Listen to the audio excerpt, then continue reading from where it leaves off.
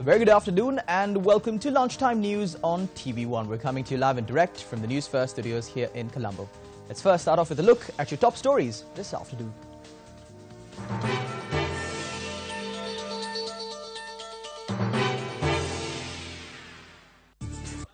Doctors of the Gampaha District General Hospital launched a strike. Nation-building tax amendment bill to be debated in the parliament today. US President reverses remark on Russia meddling.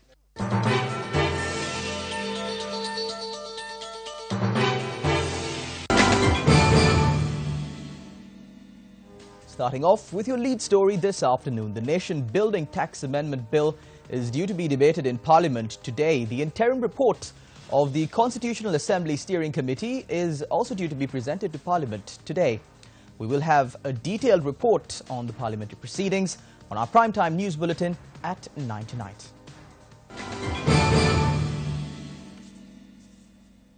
A group of Sri Lankan refugees who had fled the country 25 years ago to take refuge in Tamil Nadu, India, returned to the island yesterday.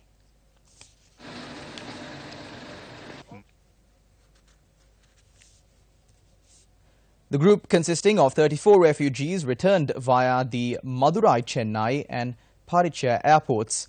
According to reports, the group had returned to the island on their own. The refugees had been brought back to the island jointly by the United Nations High Commission for Refugees and the Ministry of Rehabilitation and Resettlement. The group of refugees had fled the country during the 30-year conflict via boat from Mannar and the coastal areas. They will be resettled in their native lands. It is reported that a large number of animals have been hunted in Hambantota to coincide with the rise in demand that comes about with the large number of people that arrive in the area for the Kathragama season. The wildlife officials raided the Valgaspula Reserve at about 4 this morning based on a tip-off received. The officials saw that a group had poisoned a waterway in the reserve. The wildlife officers collected water samples for further investigations. The officials remained at the reserve waiting till about 5 a.m. for the suspects. The officials said 2 suspects who arrived at the scene fled upon seeing the authorities. A body of a dead deer was also found at the scene. Deputy Minister of Sustainable Development, Wildlife and Regional Development, Palitha Tevara Peruma, also joined the raid conducted by the wildlife officers.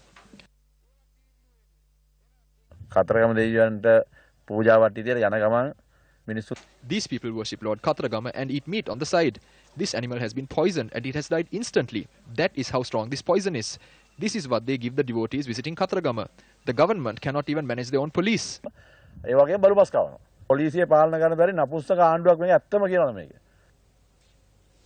now take a look at some provincial news. It is reported that severe environmental damage is taking place in the village of Nilapola in Seruala Kantale as a result of illegal sand mining. A risk of wells in the area drying up as a result of the activities has also increased.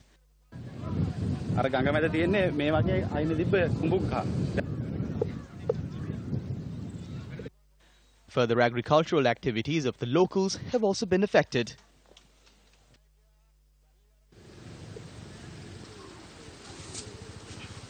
$2,500 acres will be ruined because of this. If they continue as they wish and go on doing this, we have decided that as farmers' unions, we will even go into an anti-government campaign and even take legal action to solve this issue.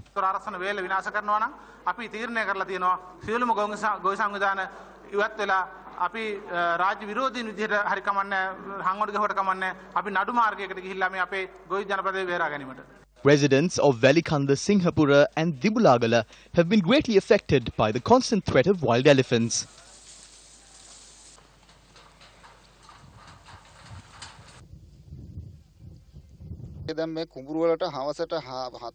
Elephants come to the farmlands by 4 every evening. There was a fence that was constructed by the residents. That fence wasn't broken then. It was only after the government took it over that this happened. Because of the lack of electricity, when one pole is knocked down, the entire fence collapses.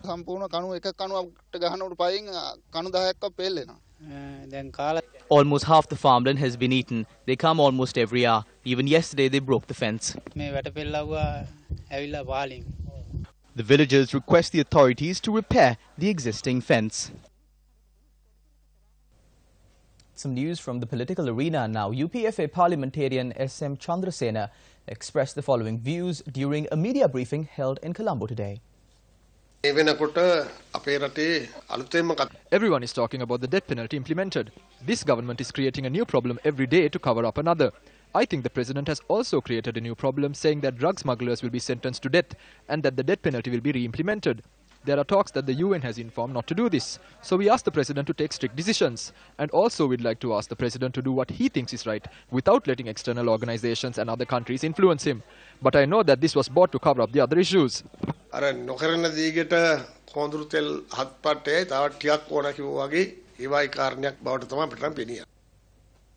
On a more lighter note now, Malini Fonseca, often considered to be the queen of the local silver screen, celebrated 50 years in the cinema industry. The inauguration ceremony to felicitate her services was held at Diyatha Oyana in Battaramulla yesterday. The felicitation ceremony will take place on the 22nd of August at the BMICH in Colombo. A sum of 1 million rupees was presented to the actress for the organization of the event. We decided to sponsor the ceremony to recognize her service to the industry. One person was killed and 2 others were injured in an accident in Digampatana area in Sigiriya. The accident occurred when a lorry travelling from Dambulla to Habrana collided on a cab. The deceased was a 49-year-old from Mavilmada Kandy. 2 more individuals were injured and they were admitted to the Dambulla base hospital. The driver of the lorry has been arrested and the Sigiriya police have commenced investigations into the incident.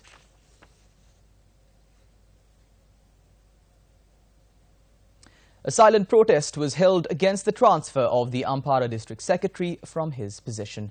The silent protest was held at the Ampara District Secretariat office. All public servants have reported to work by wearing black armbands. Officers charged the transfer was made due to political influences.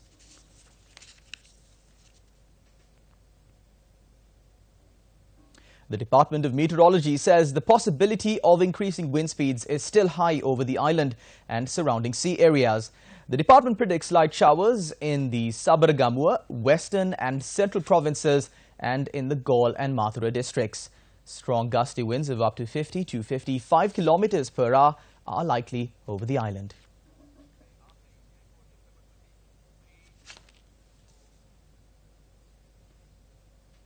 Doctors of the Gampaha District General Hospital launched a strike action requesting the authorities to remove the deputy director of the hospital. The secretary of the Gampaha Hospital branch of the Medical Officers Association, Dr. Lakmal Ruparatna, said a number of issues have arisen due to the absence of a permanent director in the hospital.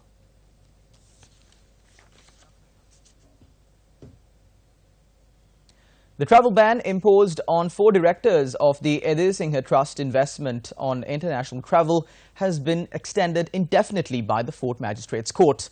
The international travel ban was imposed on Jeevaka Edir Singha, Deepa Edir Singha, Nalaka Edir Singha and Asanka Edir Singha.